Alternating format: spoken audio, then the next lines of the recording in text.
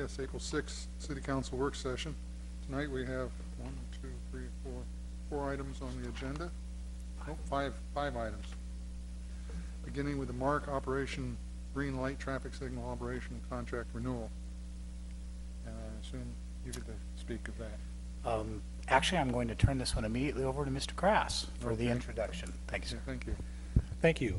In 2009, the city entered into a 5-year agreement with the Mid-America Regional Council, in particular their Operation Greenlight, for the maintenance of traffic signal operations. Under the terms of the agreement, the MARC staff provided monitoring and timing adjustments to the 58 corridor. They monitor the operations of the corridor. They assist city staff with some issues, and they maintain communications between our traffic signal and the Operation Greenlight system.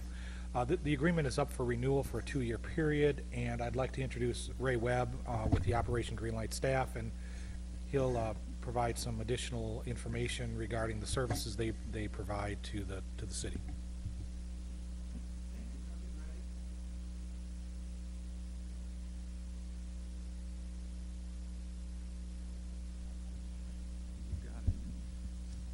So it's great to actually be able to come right out and talk about traffic signals, that something that I work with every day. So really excited to be able to do that. I will say that when I meet folks and they ask what I do for a living, I usually don't tell them traffic signals, because they always have one that they have something that they would like to share with me.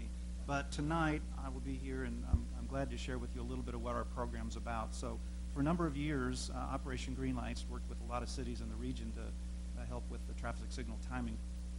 It's just part of the Mid-America Regional Council. We're a small group of folks that have been working on our program for a number of years now.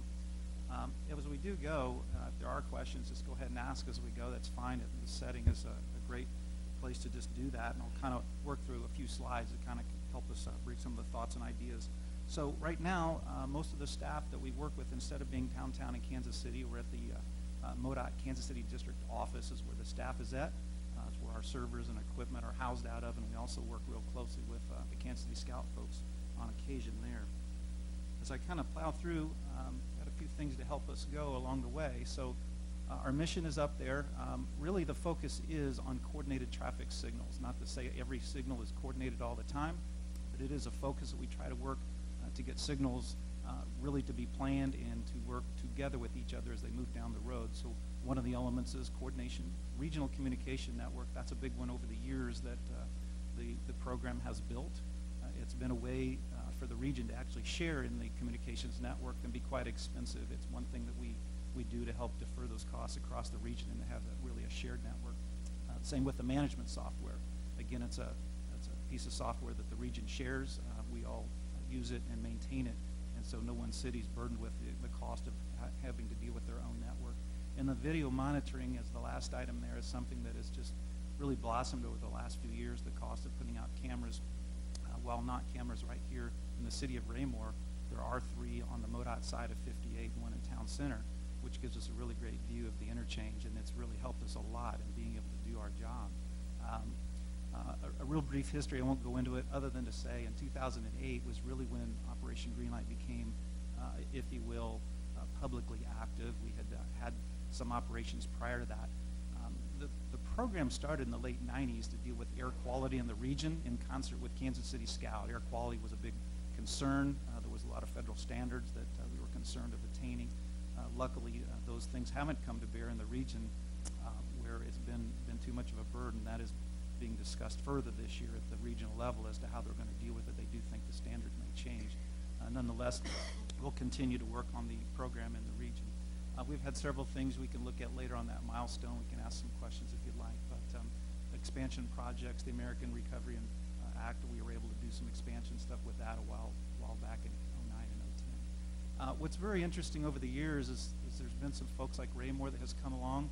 We plan to add some more folks in the near future, but we have 23 agencies, of which it ranges from MoDOT, that has 208 signals on the network, all the way to, I'll pick on Westwood, our folks over there. They actually own a quarter of a signal with their partner Mission Woods to the north of them, and yet a very active role that they take in the program. So what's common about the folks really throughout the region, other than some of the very large communities, is they don't have a lot of traffic engineering staff.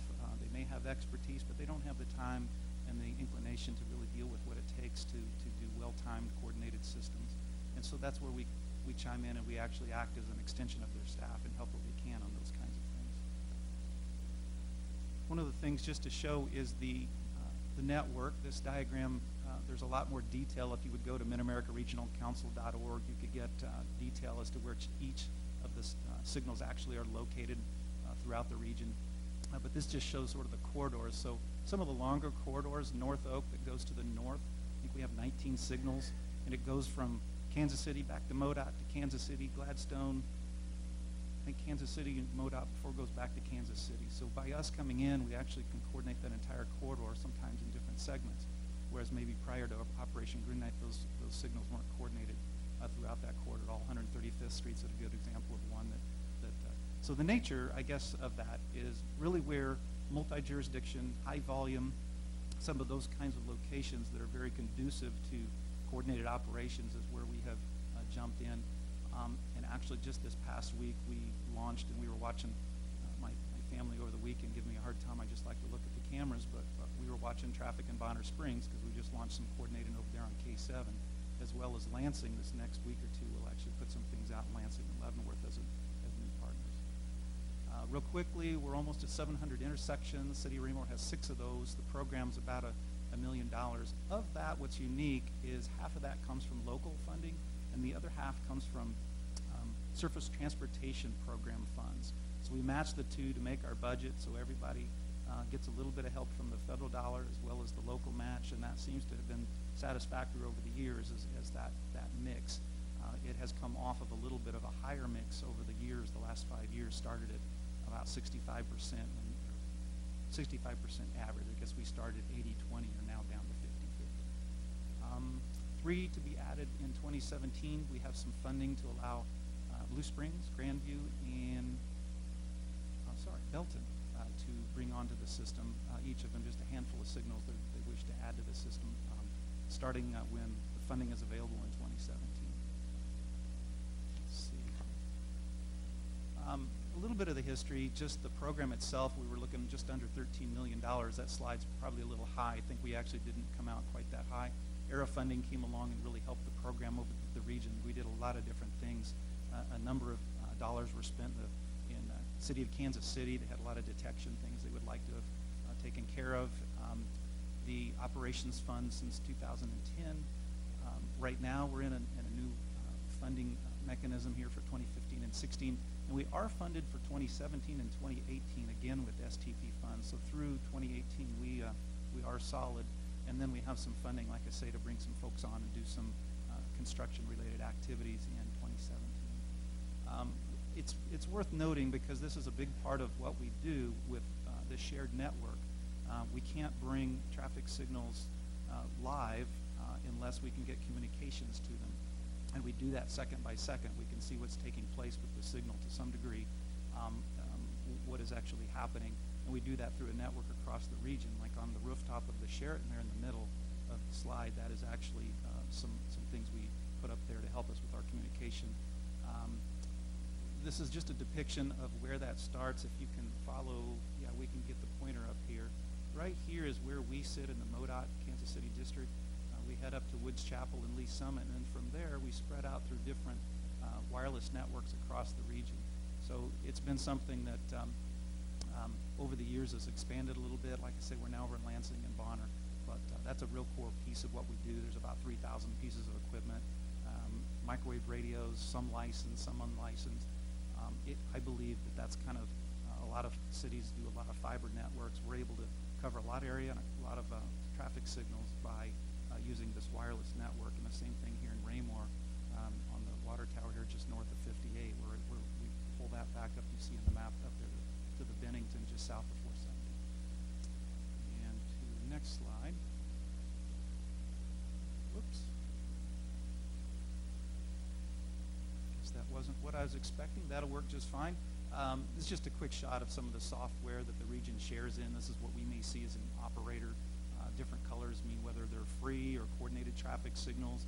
There's one down there on 58 that is red. That could mean a number of things. It may not mean anything. It could be critical. I went out on Saturday. Somebody was in flash up at MoDOT, and they went out and repaired that Saturday. So we actually we can get a text message or an email when the signal's having some major problems. Just a shot here of, again, kind of some part of the software that we see and we share across the region. I mentioned the video, and this is a little bit of what that looks like across the region. It's been very helpful. There may be a car on that detection. There may not. The only way we can prove it for sure is if we're here in person or we have a camera. Like I say, with the construction that MoDOT did very recently around the interchange with all their sidewalks and things going in, from the interchange at least, we were actually able to watch a little bit of that, and we had some minor timing changes we did in concert with the construction.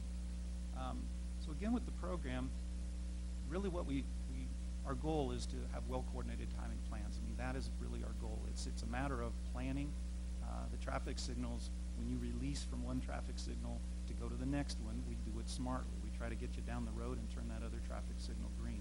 There's a lot of things that can cause issues with that, from ambulance and fire and police preemptions, malfunctions, various things. That's some of the stuff that we really try to deal with as far as malfunctions and making sure that those kinds of things are caught. This it leads us to one of the main ground level ozone. That's a pollutant in Kansas City that we're very conscious of, and a lot of the things that we do when we do traffic signal timing and improvements, we'll study that before we make the changes and after, and we'll determine what we're doing as far as the benefit, and we'll quantify that, and one of the things is emissions and how that looks to us. And then finally, fewer stops, of course, means less gas, less wasted time sitting in traffic. This just happens to be, again, back on Mark's website. There's a number of studies where we have shown over the years. I think this one is Ward Parkway, a fairly significant corridor that we put that out. That study goes into a lot of the detail. In general, though, we've seen as much as 21% delay reduction. Fuel consumption has went down. Again, the emissions. And then generally speaking, 41 is what our friends at Federal Highway will say that you can see from traffic signal timing work. I will tell you that sometimes that ranges. We've seen Shawnee Mission Parkway as much as 60 to 1 or more, all the way down to maybe 7 to 1, depending on if it was coordinated to start with or not. So there's a lot of factors, but we have, over the years, have seen in generally good positive results. Here's a chart of some of the results we have seen. Johnson Drive in Kansas, I mentioned North Oak, Ward Parkway, Red Ridge. So it runs the gamut, and like I say, as we probably go forward into the future, some of those numbers may come down as we go back and back and back, where traffic is getting and building more. Sometimes we're not going to see as those benefits. We're going to just try to hold on to providing as good a plan as we can. So this comes to a little bit of what we're doing here in Raymore. What I wanted to talk about here is one of the things in Raymore, there's a little bit less traffic to the east as opposed to the traffic to the west. So we're trying to coordinate the Raymore signals a little bit with the MoDOT signals. We're trying to get progression different times of the day. Right now, midnight to 5 a.m. From Mott to Madison, we run in a flash operation. And then it isn't until 7 a.m. that we go ahead and turn on the coordinated plan. So if folks in 6 or 6:30 in the morning might be heading over to 41 to hop on, and we actually had a recent concern, which that was the case. They were stopping several times to get over to the west, and that is just the case. The side street traffic at that time of the morning is intended to not be really, really heavy, and at that point we hadn't coordinated. That's one of the things that we need to look at and determine where's the sweet spot where we need the coordination. The opposite of that is sometimes when you over-coordinate traffic signals and the main line is not busy, you may have folks sitting on the side street not seeing traffic come by in front of them. So there's a happy medium there when it's really good progression. You can always do good progression, but we also do not want to make the side street wait any longer than they need to. And we model that. That's one of the things that we model, and we carefully observe that in the field. The thing that we do a little bit differently here, and that's over the years, some of the things we've heard, is at 9 o'clock we go back to free. So from Matt to Madison, if somebody pulls up on the side street, short delay, they will get a green fairly quickly on the side street, as opposed to if they were driving with a coordinated phase. 11:30 we go back to a cycle, a coordinated plan, and then at 1:30 in the afternoon we actually set that corridor up and to coordinate directly through to the interchange as best we can. with Kentucky to the west. And then at 6:30 at night, we go back to free. Weekends are in free right now. Midnight to 6 a.m. they're in flash. And I hesitate, this next slide, don't mean to confuse, but it is a little bit different than Kentucky to the west. Kentucky operates a slightly bit differently, and the only thing it's doing is it's trying to sync up a little bit differently due to the volumes at Kentucky into the west.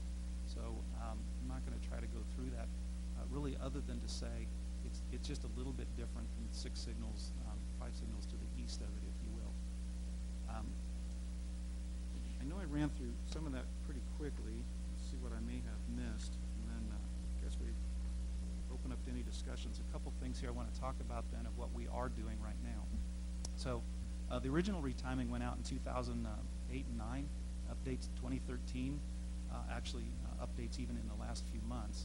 But what we found is there have been some concerns that we've talked with the public works staff, and we found that there's some detection issues. That was discovered through what I was talking about, the second by second, where the system can go in, we can go back and look at past days, past weeks, past months, and discover that possibly it was something not right at that location.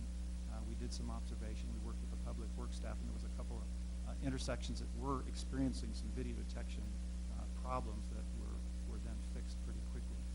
So thanks to the Raymore staff for taking care of that. Currently, we just finished traffic data collection. We spent quite a bit of time out here collecting data. The neat part these days, where we used to come out and sit in the car and we had a little board and we would count it on the board about where everybody was going, we actually count it through video now. We put that up, we leave it, and we can count hours and hours of video and process that video, and it's highly accurate. We can pick up pedestrians and whatnot. So we just finished that collection. We'll be working together with our consultant staff to look at what some of that data is now telling us. We know generally speaking, traffic signal timing has a finite time frame before it needs to be looked at again. We're right at that point. A lot of developments occurred here. We're seeing some things that suggest to us that we need to go a little deeper than some of the things we've been doing recently. So we're going to look at like the free operations, right turning vehicles. We had some situations where during free, we can set a small delay on that side street where if they come up there, it says, hey, let's just wait before we say there's a car there, because a lot of times they'll go ahead and make that right turn. They're gone. The signal never knows they're there. Other times, so that delay is trying to keep that right turner from being seen for a little bit, let them complete the right turn, and it'll stay on mainline green. We won't have that jump to side street, and they've already made their turn. We haven't heard any complaints so maybe that is actually helping a little bit in that regard just during the free operation. Generally, our traffic is saying that there's generally an average 8% increase since 2009, and Fox Ridges went up even a little bit more. So we do know that there's enough change that it is time to reassess what we're going to do and what we're going to need to do there.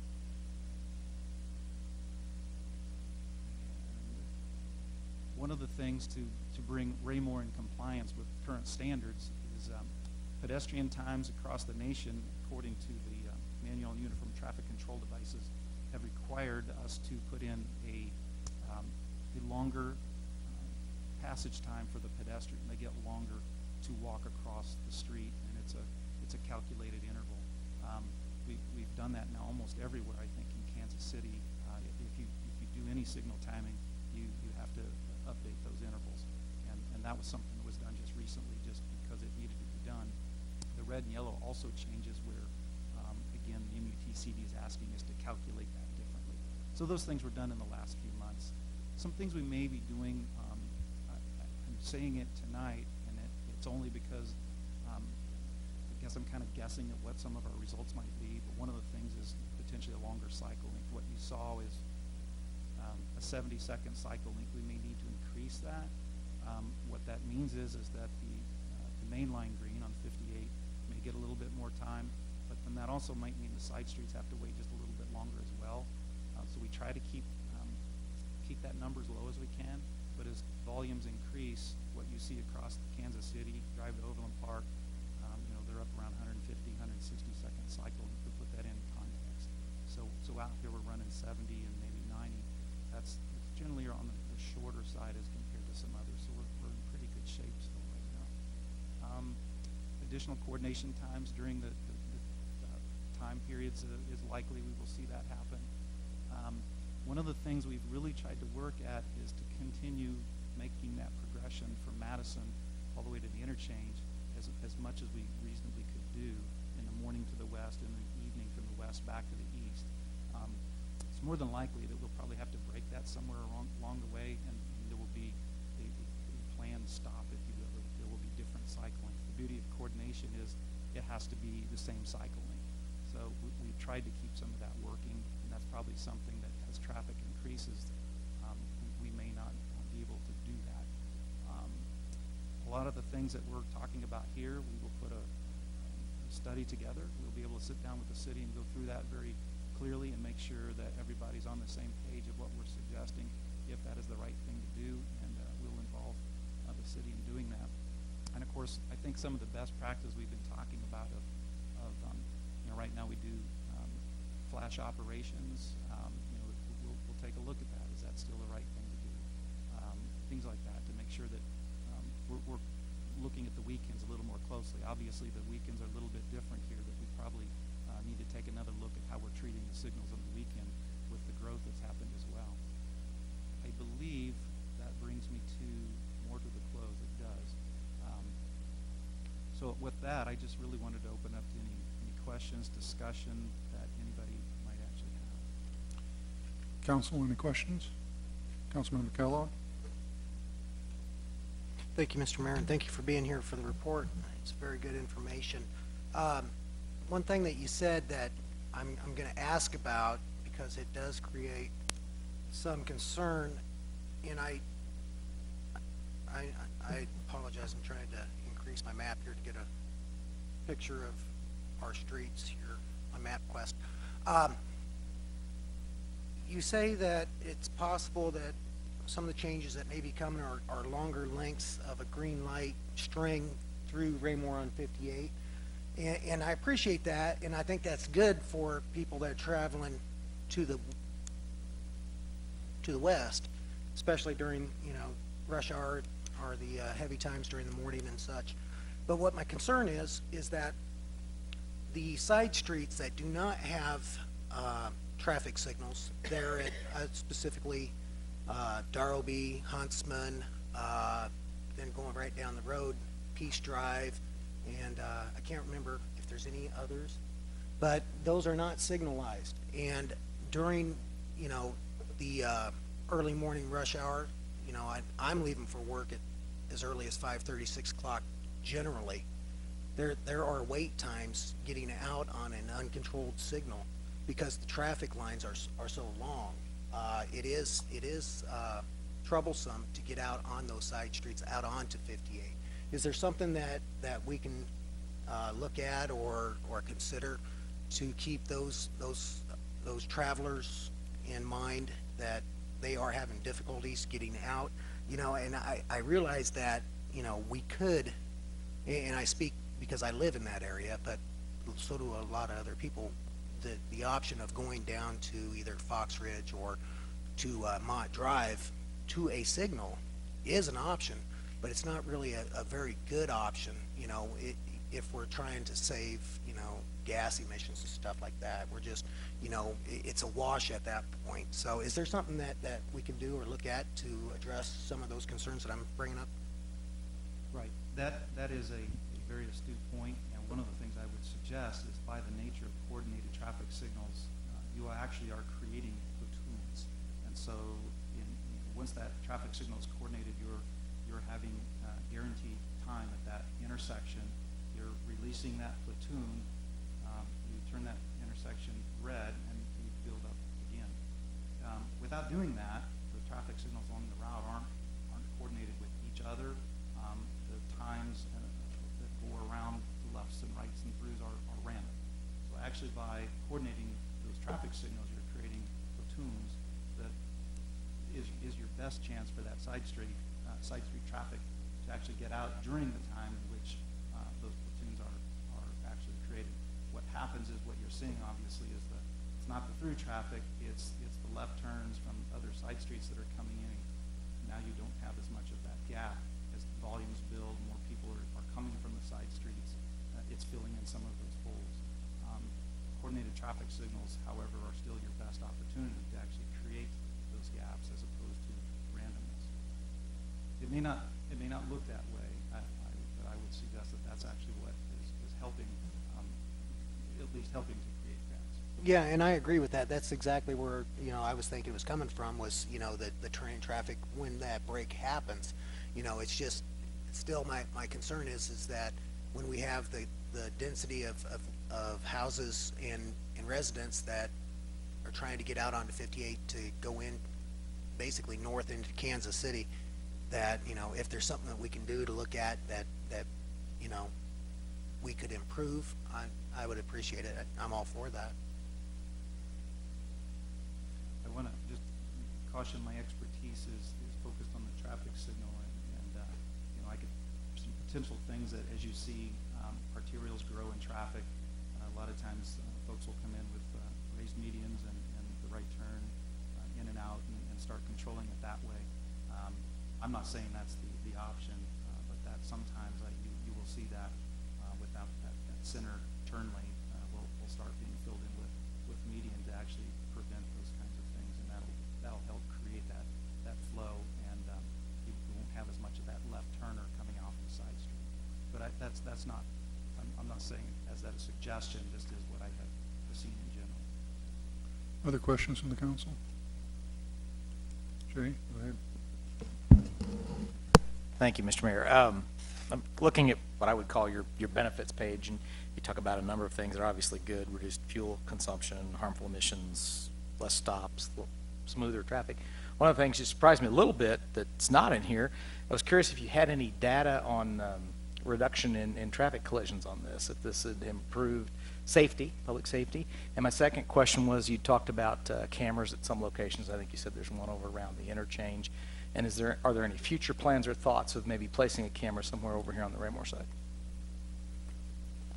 On the first part of the question with accidents, one of the things that we haven't undertaken that effort. We tend to leave that to the cities and their databases. We don't have access to that as such, and it is a massive undertaking to actually start pulling that together. We have a fairly small staff and budget. Well, nonetheless, that is not something that we have engaged in as a part of the study. So I don't have an answer to that. That's a fair question, and sometimes that does come up as to accident history, and we tend to work with the cities on whatever those might be.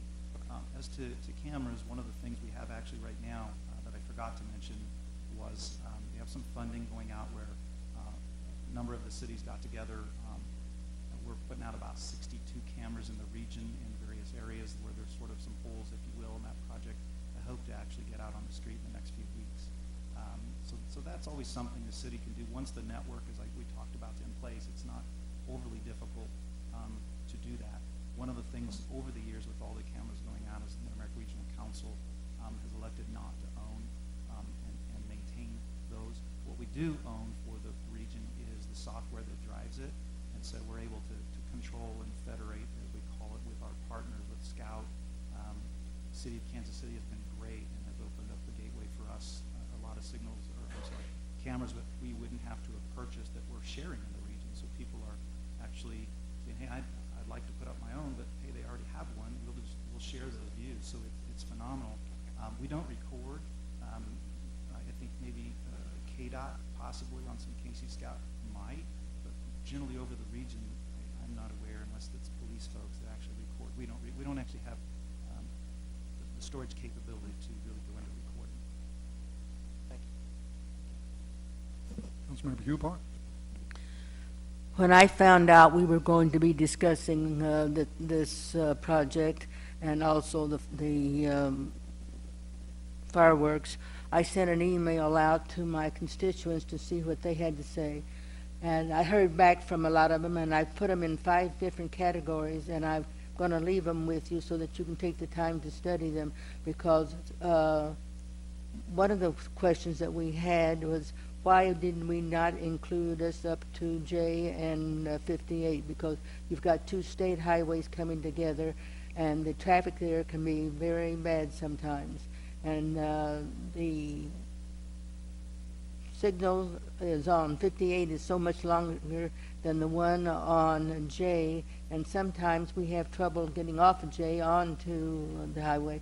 Another one had to do with, in fact, most of them had to do with 58 and Dean, problems that they were having there, people trying to get through the town. So I would leave that with you then to see what we can do on that. I appreciate the comments. Actually, we learn a lot from people's comments. Even with the tools that we have, we can't catch it all. We can't be out there all the time, and so a lot of times we'll get a concern, we'll investigate. If I can tell a quick story, and it's not, and let's just say it's not on this side of the state, but one of the concerns had been that somebody had sat at a traffic signal for 10 minutes, and sure enough, we went into the system and they had actually apparently sat there for 10 minutes. The detection was broken, so we're able to dispatch and get that fixed. So that was an interesting complaint, and in case we could verify that was actually true. So between public input and concern and the system that we have in place, a lot of times we can really make some really good changes to the positive. Mr. Fearborn, the initial contract was 5 years. Why 2? Why not just I mean, are we being offered different services? Is it just a supplemental phase, or is there any explanation for the difference in term? Actually, I'm going to give that one back to MoDOT because it's their proposed contract. Yeah, in fact, MoDOT, the way we get our funding, MoDOT and KDOT both, we got it in 2-year chunks, so we simply lined up the contracts to line up with the federal funding. I neglected to mention that. The STP funding in 2017 and 18, same thing. It's a 2-year funding stream. Thank you. You just raised a question. As far as detection, not that I ride my motorcycle much anymore, but I do every now and then when it's licensed. I have sat at intersections that probably wasn't controlled. I'm speaking of basically on Bannister, around the old Bannister plant, where a motorcycle would not activate the lights. What type of detection is in place, and will a motorcycle activate those detectors to activate? Well, the vendor will always tell you yes. I'm here to tell you not always. To be quite frank, we have had a great deal of issue with some of the video detection. We seem to chase that a lot. Video detection is great, but at times, and I'll make a distinction between our cameras, which are pan tilt zoom cameras, and the video detection, which is, I think I may have had a picture in there, is just a tube, if you will, that is just using changes in contrast to basically say, hey, there's a motorcycle there. With video, it does quite well, typically with motorcycles. I haven't heard a complaint on a motorcycle detection issue in a long time. I do hear bicycles. Bicycles sometimes don't get picked up well with video. Fog affects them. All kinds of weather affects video. They can only see what they can see, and a lot of times then they'll go into a mode where they're by default just serving everything to make sure no one gets missed. With bicycles, a lot of times you have loops or wires in the pavement. Bicycles may not have enough mass to actually be seen by that the loop in the pavement, or a lot of bicycles don't have hardly any metal in them anymore with different materials, and so they don't get picked up well at all by loops, but video intends to handle them better than it used to. Is there something a person, and I'm asking for my own and fellow motorcyclists, is there something that we could do to help our motorcycles be detected? I don't know if this is myth or just stories out there that having a real earth magnet underneath your motorcycle will activate that. Is there any truth to that, or is there anything that I can tell my colleagues or fellow motorcyclists that would help them? Right. So what you would tell them is, if it's a loop in the pavement, it's wires with one running. It's like 6 by 30 rectangle, and down the middle of that rectangle is another wire. That very center is the most sensitive part of that 6-foot piece. So if you are basically right in the middle of the lane, you should have no trouble. But since it's only 6 foot wide and the pavement might be, a lane might be 11 or 12 foot wide, if you happen to be on the outside, and I know if riding in tandem, motorcycles tend to ride a little bit towards the outside, it is possible that they might not get picked up in that most sensitive part if it's a loop. If it's a video, I don't think you should have as much trouble. Well, I appreciate that, and I'll give you a comment. The reason why this motorcyclists don't ride in the center lane is because that's where the oil slicks are, especially at a stoplight. That's where the oil pans of the cars are, and they seem to leak right there when they come to stop. So it's, you know, I have been trained riding that I drive in the tire track because of less likelihood of oil slicks.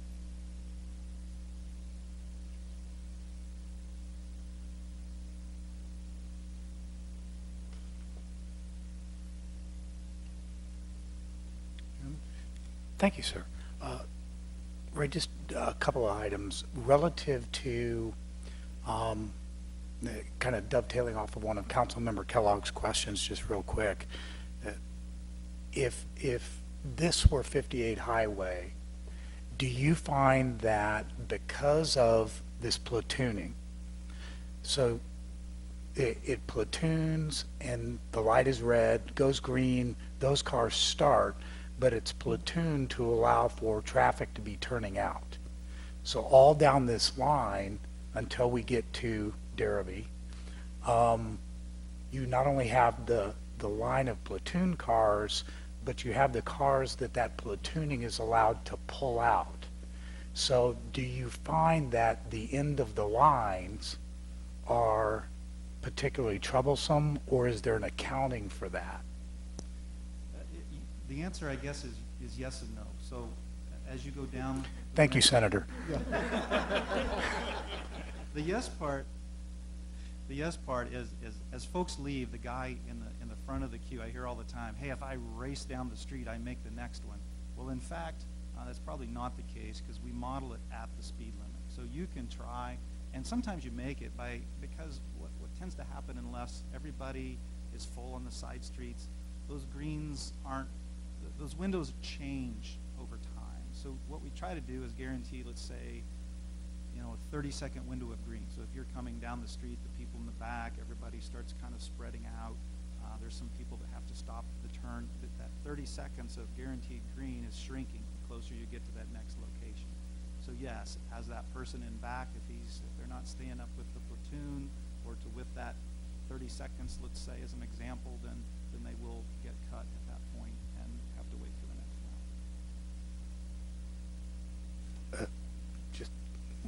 round. My second question is, you were throwing out the numbers of 70 seconds for a cycle and 90 seconds for a cycle, but I see here on Kentucky that it's 110 and 100, 110 and 100, and you have another section of this that talks about with the new standards you may have to uncoordinate Kentucky. Why is this one different, and what's the impact of uncoordinating Kentucky, because that's in a zone that we're slammed on? Thanks for pointing that out, because in fact what the intent was, the 110 is to the west. So at that time the MoDOT side, if you will, is what it's running. So we do have the situation where one's 70 and another one's 110, and so we don't have coordination at that point where they come together. The trick we will sometimes do, and there's a plan in there, we're running 140 on the MoDOT side and 70 on the Raymore side. We call it half cycling, and we get the benefit of the math works out between the 70 and the 140. We still have a window of opportunity for folks to make it in through that progression. Once we go away from that and those don't match or they're not half, then all what we're doing at that point is we're trying to get the biggest segment where we're not putting too much delay on the side street, trying to get the window as large as we can for progression. And when those things aren't needed, our model will tell us, hey, at 8 o'clock at night, there's not enough traffic here. We shouldn't be coordinating, or whatever the case may be. So we model those different times of the day through all that data we collect, and we try to put the best plan on the street. What tends to happen in Raymore a little bit right now, I think we're seeing, is that a lot of the development, the patterns have changed a little bit. So that's why when we say in the agreement that we're out doing every 2 or 3 years as things change, because we know things are going to change, we're going to need to come back. We've done minor changes over the years to, we heard a complaint, this didn't have enough time on one phase, and we'll put a little time here, take a little time, just to try to keep things as balanced as we possibly can through observations or concerns. So we're always trying to look for ways to make things a little better, to make some improvements, and then there's a point in time where I think we're at now where we pretty much have to kind of re-look at the whole program again and see where we're at. If the council is okay, we will be bringing the contract to you at either your next or the one after that council meeting. Great, thank you. Well, thank you. We'll move on to the second item, grant program operating procedures. Thank you, sir. I will ask Ms. Hauk to make this presentation for us. Well, thank you. Good evening, everyone. So what you have before you tonight is a set of standard operating procedures that staff will be using as we begin the process of applying for more grants. That has been one of my top priorities coming in, and we wanted to put these together so that staff understood what the approval process would be, in addition to the financial tracking piece of grants. And then we also wanted to present that to you all so you knew when grants would be coming before the council for approval and reporting and so on. So the majority of this document really does deal with the financial controls and accounting piece of this, but I wanted to hit a couple of high points tonight where you all are involved. First of all, what this document does is establish an overall grant coordinator for the city, and that's Dana Sider, here in the back with us this evening. Dana will be working with all the departments to help them apply for grants, to help identify grants, to do the reporting and tracking once grants are received, and maintaining the master grant file for the city. So she basically becomes our one-point person for all of the grants happening, so we have a good snapshot at any given time about what's happening with grants in the community. The second component of this document really outlines the application approval process. So all grant applications must be approved by myself and the department heads before they go out, no matter what the size is of the grant application. In addition, we've established a couple of other checkpoints for grants as well, and these do match the purchasing policy. So if the grant has a match that is budgeted, and the match is more than $1,000, the application has to be approved additionally by the city manager. If the match is budgeted and the amount of the match is more than $10,000, then the application has to be approved by the city council before we turn it in. And then if the grant has a match that is not budgeted, no matter what the amount of the grant match is, then it would come to you all for approval as well. So we want to make sure before we commit to any sort of project through a grant application that we've gone through all the proper approvals before turning in that application. In addition, sometimes grants just need a resolution from the city council to show support as part of the application process. And so anytime that a grant application asks for that, we'll be coming to you all to get a resolution of support as well. Sometimes they do and sometimes they don't. So there may be a rhyme or reason to that. I just wanted to let you know about that in advance. Regardless, at the second meeting of each month, you all will receive a report from staff outlining all of the grants that we've applied for, whether they've had to come to you for approval or not, just so you can keep track of what sort of work we're doing in that area and have a good snapshot of what's happening with grants throughout the city as well. And then finally, once we do get a grant, if it's more than $10,000, the council will be asked to approve the acceptance of the grant. Normally there's a grant agreement or memorandum of understanding, and that would come to you all for a resolution to approve as well. So those are really the high points of this document. I'm happy to answer any questions that you have about this or the grant work that we're doing for the city right now. Questions? Okay, go ahead. I think this is a really good idea. I'd like to see the structure and organization that's going to go into this. I do have a question, though. Historically, around this part of the country, the police departments have received grants from the federal and state government for years, dating back to the 80s or more. And so they've kind of become grant specialists within their own arena for a number of years, long before anybody ever if a city bothered to put any kind of organization guidelines. will there be much effect on them with these organizational changes? No, as you'll see in the document, we do indicate that departments can identify their own grant coordinators. So we know we have people who have been writing grants for many years, and they'll continue to do that. They'll just be routed through Dana at some point so that she keeps the master grant file, and we can help with reporting and tracking, that sort of thing. It looks pretty smooth. I like it. Thank you. Kind of an antidote to go along with that, and one of the things that this did point out is, especially the police department grants come before the council, because it does require that resolution saying that you support it. We had gotten in, we were at a position, I'll put it that way, we were at a position where we called grants upstairs and downstairs grants, and an upstairs grant never came before the council. You all may remember the largest grant we have received, which triggered a single audit for the city, was the ARRA grant that we did 58 Highway with.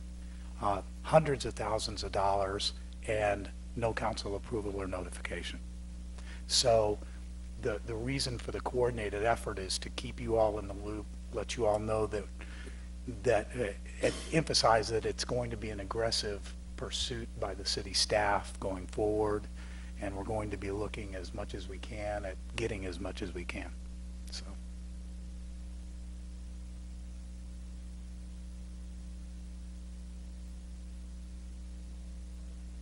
Oops. Next item, fireworks permitted within city limits. Councilmember Stevens, I believe this is your item. Thank you, Mr. Mayor. What I'm proposing for the ban is a certain type of rocket. They're about 2 inches in diameter, or maybe a little over a foot tall, with fins. All they do is fly up and then come down completely intact at speeds in excess of 100 miles an hour. And of course, they're unguided, so in an urban area where you have a lot of houses around, it's kind of a danger. So that's the reason why I wanted to ban them. So I guess that's about it.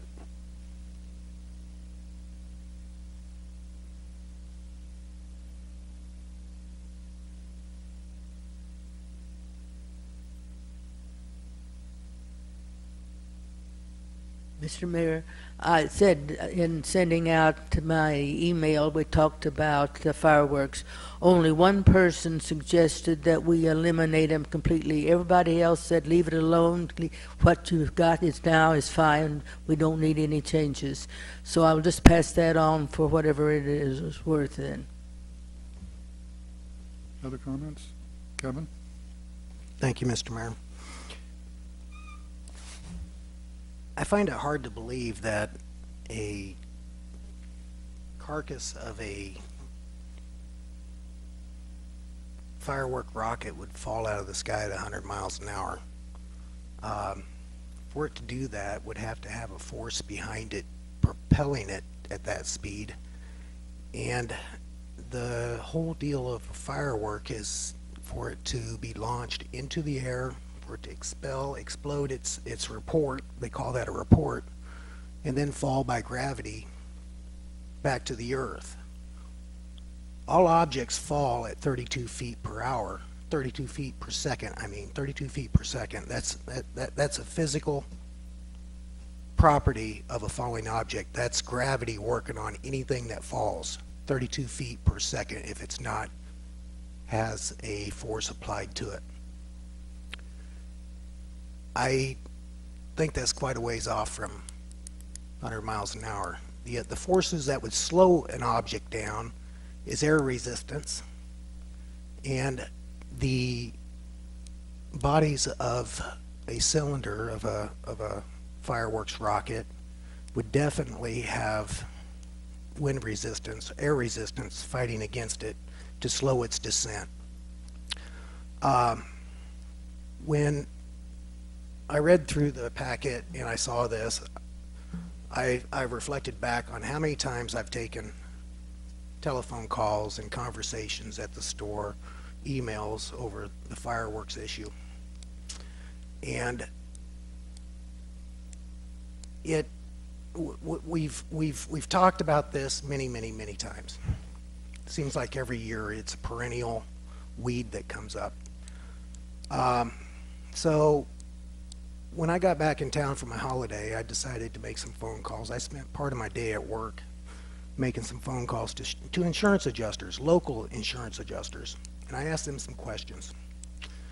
And I asked them specifically, how many claims have they paid out or have they dealt with in their businesses that pertain to property damage or personal injury caused by falling fireworks. One person I spoke with, I'm not going to say names, but I got names. I told these people I would leave their names out of it, but if somebody wants to know privately, I'll gladly give that to them. One person said that she's been in the insurance claim business since 2009 and has not had one claim that she's worked on to settle. Another one has been in the insurance claim business for 19 years and does not remember one claim due to falling debris from the sky. Third one I spoke with has had approximately 3 claims due to fireworks in the last 10 years. The worst claim involved a young local boy who died. He was holding the firework in his hand when the injury occurred. It wasn't a falling injury. All the 3 professionals told me their main concern for property damage or personal injury comes from fire during dry or windy conditions when fireworks are being used.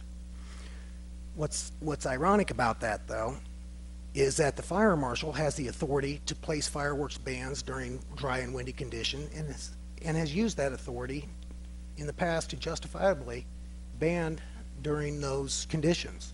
I remember, I think it was 2 years ago that we had, it might have been last year, we had a really dry condition where I spoke with staff, and this was what all brought on the Chinese luminaires. So the fire marshal does have the ability to ban that during adverse conditions. Really, the only comment that I took from the 3 agents was a concern about the types of fireworks that fall from the sky is the ones that one person told me about that has a parachute that comes out and parachutes down to the earth. Why they have that concern, I don't know. And I'm trying to figure out why, but that person didn't tell me. That person went on to tell me that damage to roofing materials and structures are gauged by their adjusters using charts that reference to determine if in fact damage was caused by hail, falling objects such as a tree, or other things that may fall from above.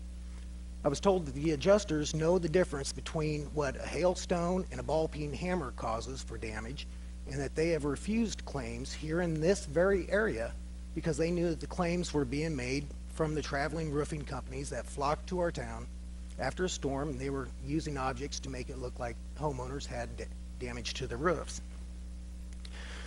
This is when she told me that the adjusters use terms such as impact and scuff when it comes to involving damages from things falling.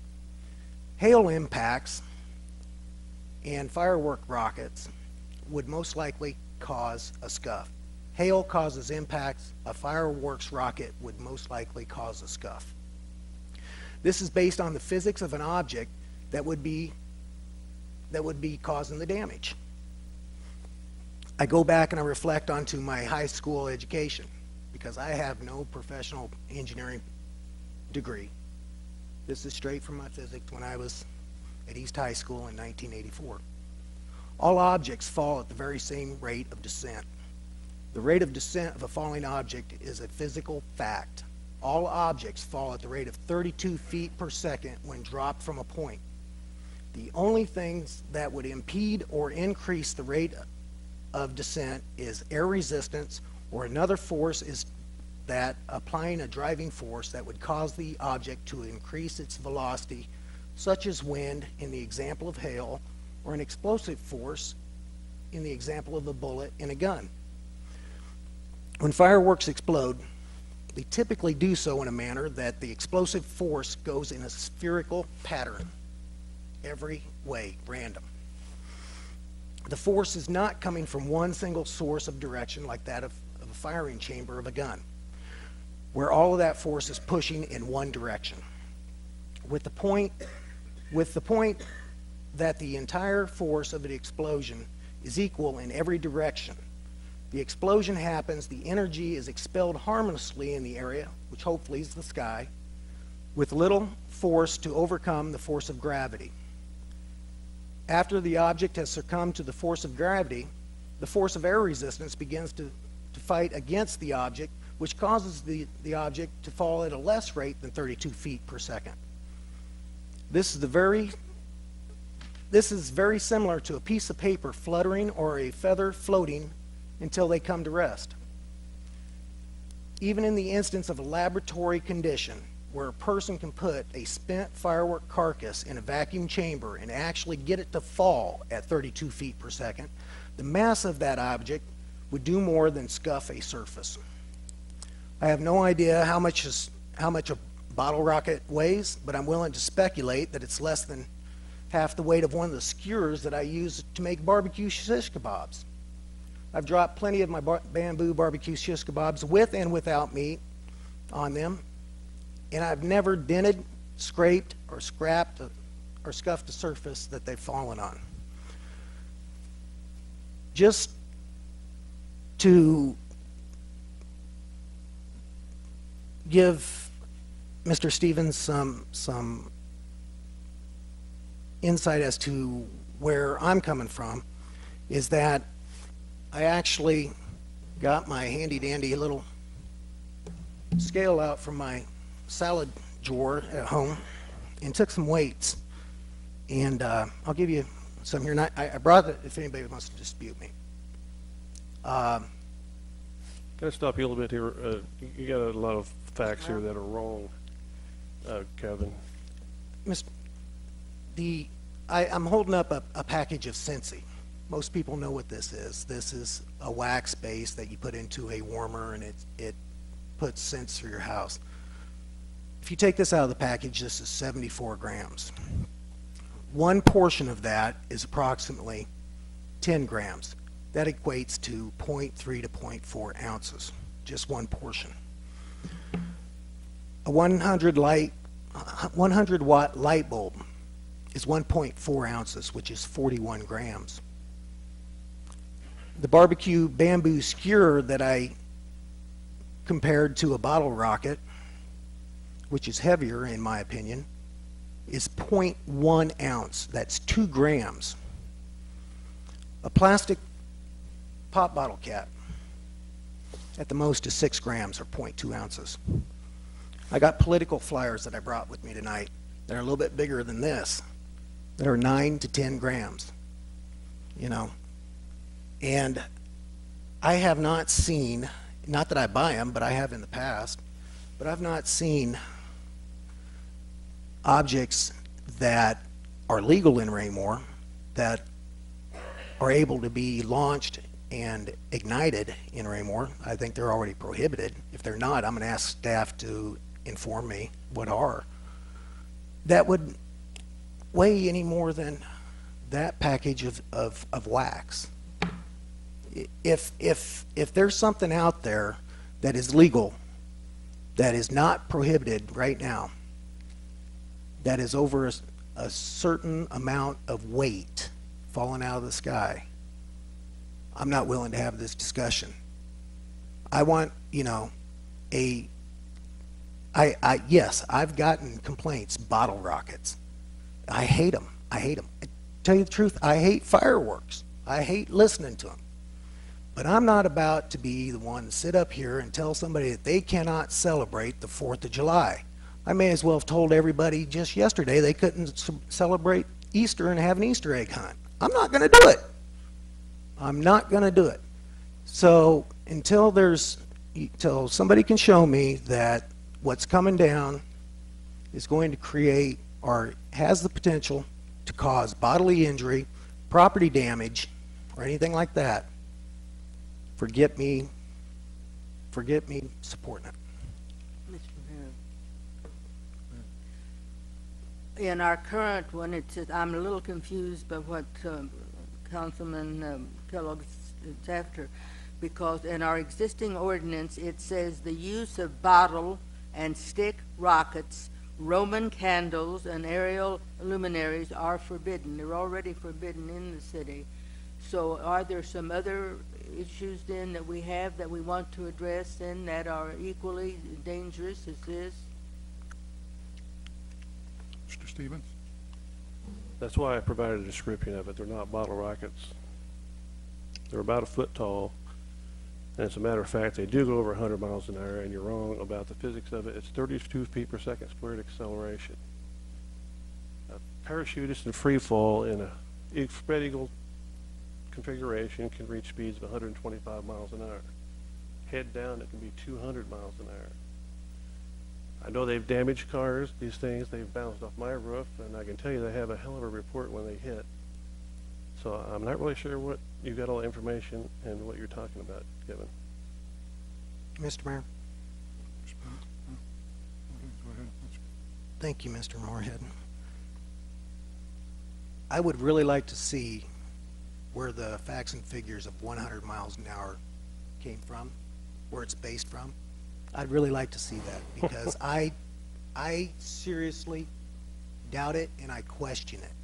It's kind of like, in all due respect, Mrs. Hubach, I've questioned your facts and figures in the past, so I'm going to do the same thing to Mr. Stevens tonight. If the questions are not asked and those inflammatory statements are left unchecked, it soon becomes reality with some people, and then that soon takes over. I'm going to dispute that because I seriously doubt that a falling object, such as a bottle rocket, that even the worst case scenario, that the liability on a company that would build that and sell it to go out and be used would be so great, it just doesn't make sense to me.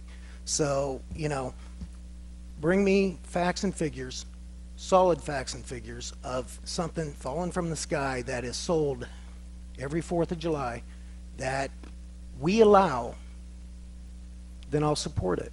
But like what Mrs. Hubach questioned, don't we already prohibit these things that you're talking about? I don't know what more we can do other than to outlaw more things that somebody else is just going to be ticked off about that we did, you know? So what's the point? It's already illegal. Mr. Moorhead?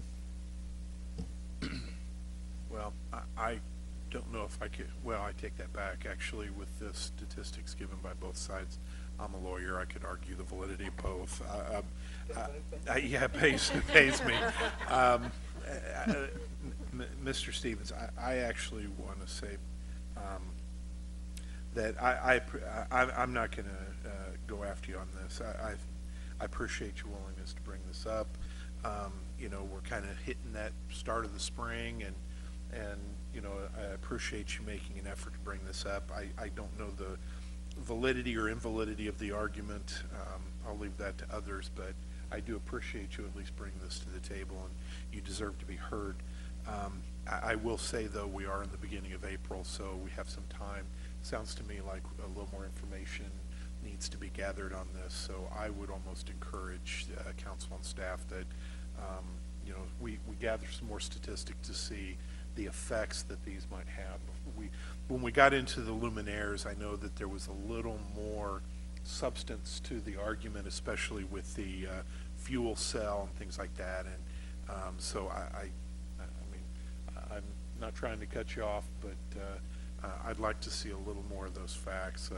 I personally don't care whether something falls out of the sky at what rate of speed, but if it has a negative impact, no pun intended, when it impacts, that's the actual part I care about. And so I would like to hear a little more, but tonight's not the night to get this completed.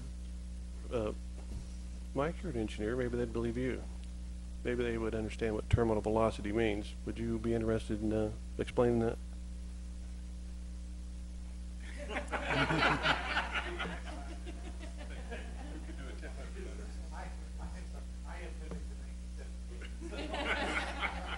That's okay, the physics hasn't changed, Mike. Sonia? I just want to take a minute and say I have to agree with Ms. Hubach. I haven't, other than the people who totally want to ban fireworks, I haven't heard from anyone who feels like our ordinance needs to be more restrictive. I was against banning the luminaires when we discussed that.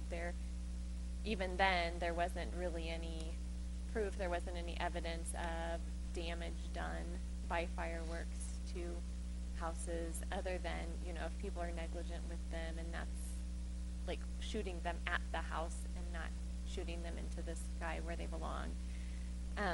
No damage caused by falling fireworks. So I would rather not see staff spend their time looking into this because I feel like it would be wasted time. Any other comments? Mr. Mayor, as I understand it, the city can pass ordinances on it, but the fire marshal has the final say on it. And if we pass something and the fire marshal says, no, you can't do it, then we have to abide by what the fire marshal says. So based on that, I would like to hear what it is South Metro Fire Protection District and their fire marshal has to say about what is acceptable and what is not acceptable in fireworks. Because we can argue all day long about what we think it is, but if a fire marshal says you can't do it, we can't do it. So let's see what we can do and what we cannot do by the fire marshal, and then take it from there. Can the staff do that for us? We can certainly consult with them, but I can tell you now that the fire marshal would say that everything, otherwise he would have banned what we're doing to date anyway. As I recall, I don't even think the fire marshal weighed in, and Chief, if I'm incorrect in this, just shout over me, but I don't even think he weighed in on the luminaire issue.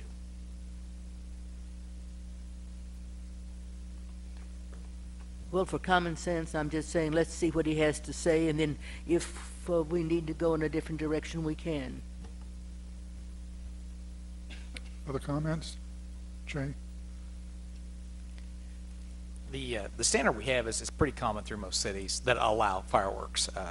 Remember when I first got into law enforcement over Belton, and they explained the fireworks ordinance to me is, no bottle rockets, no skyrockets, no Roman candles. Bottle rockets, Roman candles, pretty easy to figure out what qualifies as a skyrocket.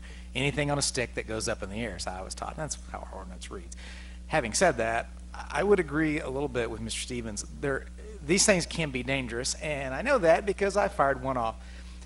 As he stated, imagine this with 3 fins, plastic fins, and a nose cone. If you don't have it perfectly level, or if there's a little bit of wind, it does this after you light the fuse, and then it becomes a bullet.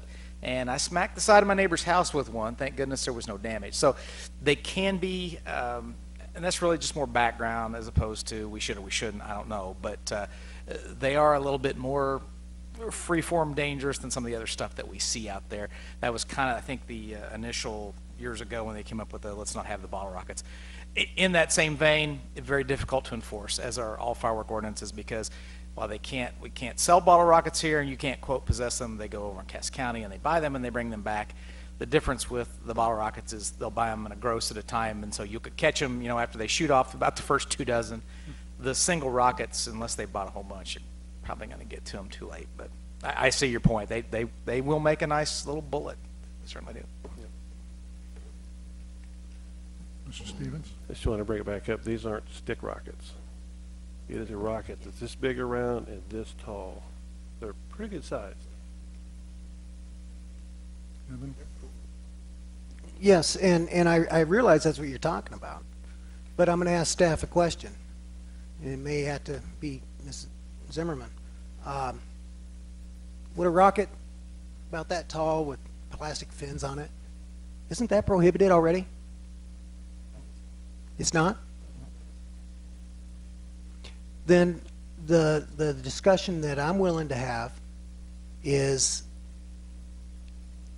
draw it out, and let's do it, because I'm assuming, or I was assuming until I asked the question, I'm glad I did, is that it was prohibited. I don't see why we would prohibit bottle rockets and not prohibit what Mr. Stevens is talking about. So I am on board with that. Excuse me.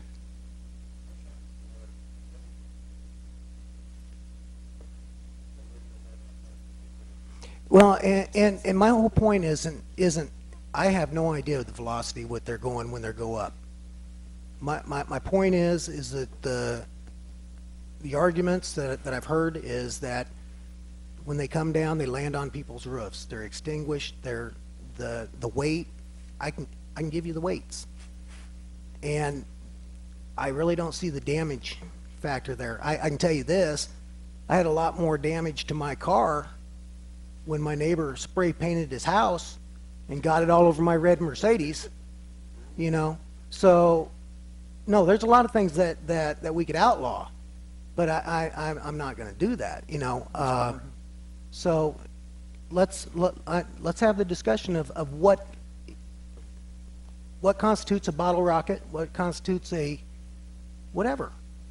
Mr. Mayor, in light of the two most passionate opinions coming together, I don't want to get in the way of that, so I would ask that you instruct staff to go ahead and look a little deeper into this and report back to us. What is staff going to look at? What do you suggest staff looks at? Well, I know Ms. Hubach had made mention of getting a statement from the fire marshal.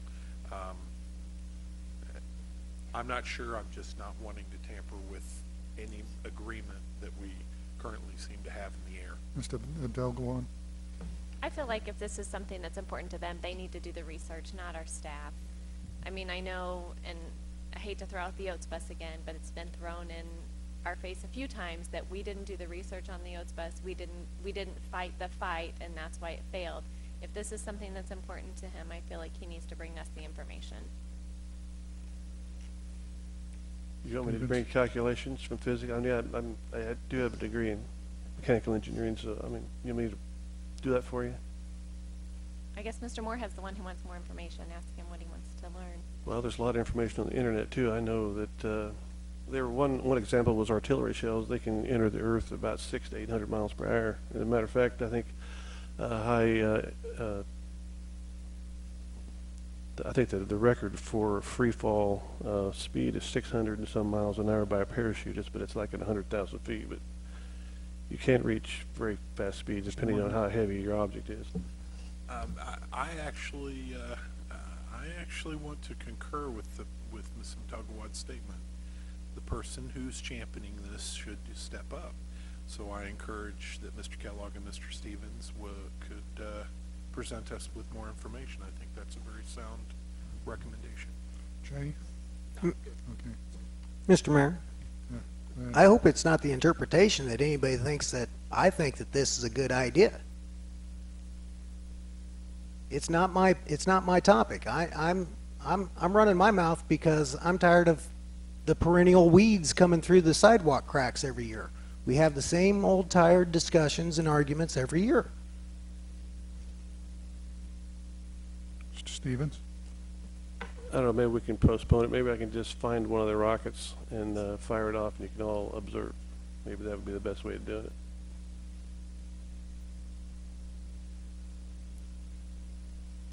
No more comments? Mr. Stevens, you've been tasked with coming up with more information for the group. Thank you. Go on to number 4, USS Missouri and city flag. This involves a submarine, I believe, and a flag. It does, sir. As you can see from the letter which we sent out in your packet, the commissioning committee for the nuclear submarine USS Missouri is making a request of all Missouri cities that would be interested to send their city flag to them. They will fly the flag from the conning tower on the submarine for a period of time, bring it down, have the crew sign it and send it back. This was an idea that got started as a sign of support to Joplin, and the commissioning committee, it became a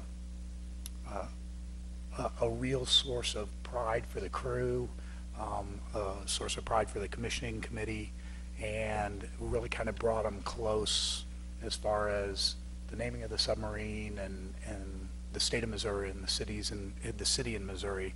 And so they thought that they would try to extend that welcome, if you will, to other cities. We do have an available flag. You may remember that our flag as it currently exists has a gold background, so good for signing. It used to hang right here. The My joke has been, I assume they fly it when they're not submerged, so no damage is done. But we did want to get council approval before we proceeded. Comments from the council? Jay? Well, you screwed up with this one, putting it on the agenda. I gave a presentation on the USS Missouri battleship, so I know quite a bit about this topic, and I would actually rival Councilman Kellogg's time on this if you all weren't going to start throwing things at me. Great idea. We have one in our office from the USS Topeka submarine when we did an exercise with them, a nuclear fuel rod cast car exercise. In Topeka, no less, and they sent us a nice letter. It makes a really nice display. It's really cool. Something we can put here at City Hall fully for this. It's just an awesome support of our armed services and our commitment towards it. And like I said, it really makes a great display. Fuel rod from Topeka? The fuel rods, the nuclear fuel rods that fuel the submarine travel across the United States by rail. And they travel in what's known as a cast car, or we call it the big beer can on a flat car. And we did an exercise, a mock exercise where the flat car had been involved in a collision and overturned, and we had the mock responders return. And show up. you get a fuel rod out of this? We get a flag, signed flag, and a letter from. It wasn't a fuel rod? No, we didn't get the fuel rods. They were empty for this purpose. So you don't glow in the dark or anything? You hope not to. Okay. I'll tell you that. Fully in support of this. Great idea. Anybody else? Thumbs up, thumbs up. Getting thumbs up. As long as they don't fly it underwater. Okay, the last one is Economic Development Plan. Thank you, sir. I just wanted to give the council a real quick FYI on a change in one of our economic development approaches. I've already alerted the mayor to this particular item, and he's fully on board with it. As the head of the Economic Development Committee that we have, our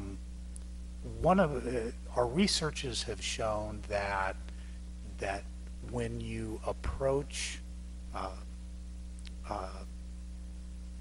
potential vendors, retailers, developers, real estate agents about economic development in the city, especially at show, which is one of our major networking events that Mr. Thompson takes part in, it is important that they realize, and I know this is too used of a term, but they want to see that you're all in as a city.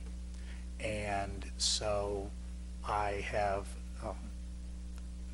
directed Mr. Thompson to work with other members to take a team approach to going to the shows this year, so that they see from the top to the bottom that the city's all in. And we can give them a little bit more background information. We can cover more pasture, if you will, when we're at the show, have some different approaches.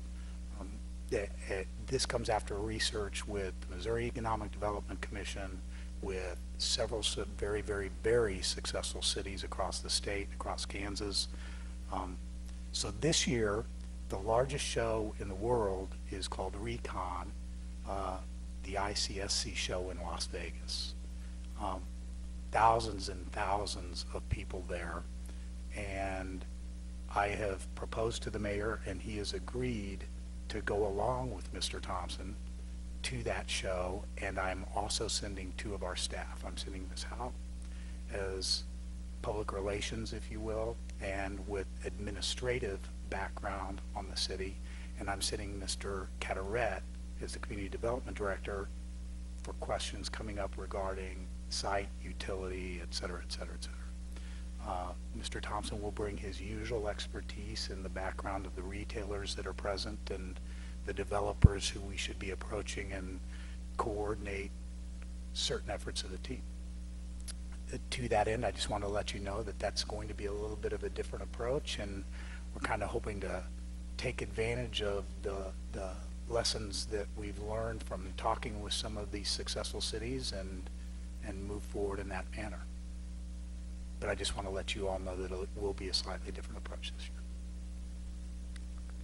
this Mr. Mayor, I would be in favor of the project, of you going and doing the things like that, because we need to try a new approach. What we've been doing in the past hasn't worked, so we need to try something else. And I think this is a good idea. Thank you.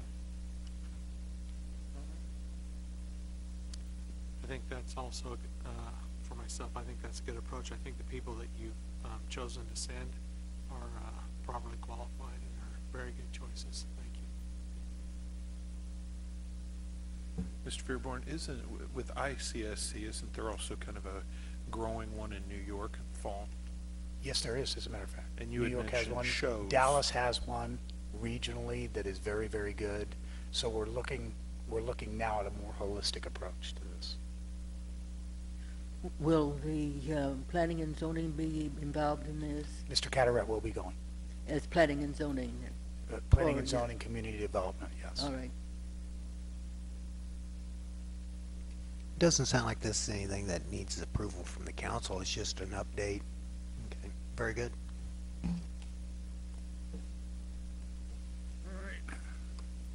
That's all we have tonight, sir. All we got, except for an executive session. Go ahead.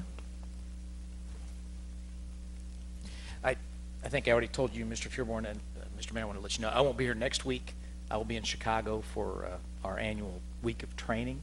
And I've already told him privately, I'll tell him again tonight, but since this is a public meeting and it's televised, and for the record, I would like to extend my thanks and appreciation to Mr. Boehner, who won't be with us after next week, and I won't be here. Has been fantastic as a counterpart to work with in Ward 3. I got some great advice from Mr. Moorhead when I started, and Mr. Westcoat. They said, he doesn't say much, but when he does, shut up and listen because it's important. And I found that to be very true advice, and I've really enjoyed. I'm mad at you because you're not sticking around, but I've told you I will call you from time to time if that's acceptable. Thank you, sir, for your friendship and the kindness you show me on the time on the council. Thank you, sir. Okay, I'll entertain a motion to go into executive session. Mr. Mayor, I move that we move into executive session to discuss personnel matters as authorized by section 610.021 subsection 3. Second. There's a motion and a second to go into executive session. Roll call vote, Mr. Stevens? Ms. Hubach? Yes. Yes. Yes. Okay, we'll adjourn to executive session. We'll return only to dismiss the main meeting.